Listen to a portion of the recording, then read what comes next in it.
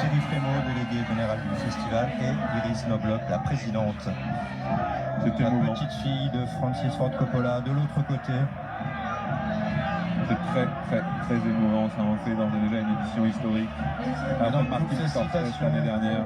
dans toutes ces citations, Coppola cite aussi Bergman, Visconti, Fellini, Kurosawa, Ben oui. Tolstoï, Moïse et l'ensemble des prophètes. Ah, c'est beau. C'est très beau.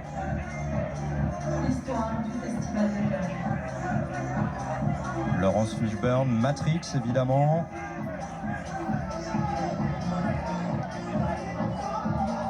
On ose à peine vous dire le climat qui règne ici sur la Croisette. Tous les festivaliers sont en transe depuis plusieurs jours pour tenter d'avoir un ticket de cette projection quasi unique. 2300 personnes, un théâtre Lumière qui joue à guichet fermé ce soir pour voir cet événement, puisque c'est le retour du nouvel Hollywood, ce mouvement qui est né dans les années 70 aux États-Unis avec plusieurs grands maîtres. George Lucas, à qui on remettra une palme d'honneur en fin de festival, Francis Ford Coppola, bien sûr, Spielberg, aussi Paul Schrader, le scénariste de Taxi Driver, notamment le film de Scorsese demain, qui concourra lui aussi pour une palme d'or. Bah voilà, c'est touchant, c'est le rêve de tout cinéphile. Regardez, il fait signe à la foule, au photographe, avec son chapeau, sa petite fille, son acteur principal, Francis Ford Coppola, mesdames. Moi j'allais presque dire, même peu importe qu'il y ait une présence au palmarès ou pas, c'est déjà tellement beau cette image et cette projection de ce film qui a mis 40 ans à se faire. Et puis surtout qu'il aurait pu tout à fait être projeté hors compétition. Non, là le film est un film expérimental. Ça veut dire que Thierry Frémaux y croit. Il y croit.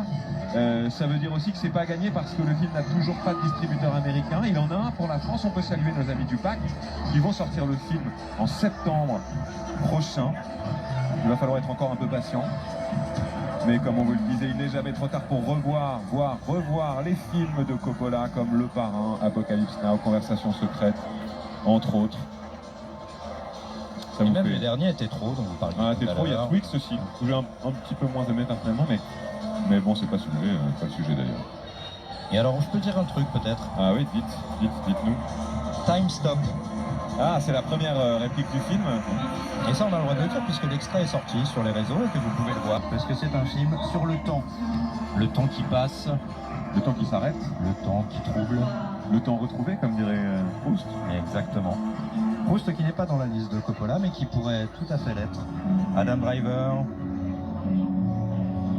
On l'a vu, il y a Adam Driver avec Annette, hein, vous vous souvenez de cette comédie. Regardez cette belle image, il salue avec son chapeau et sa canne, Francis Ford Coppola. Applaudi par John Voight, l'actrice Nathalie Emmanuel, très grand rôle dans le film. Ah ouais, vous entendez?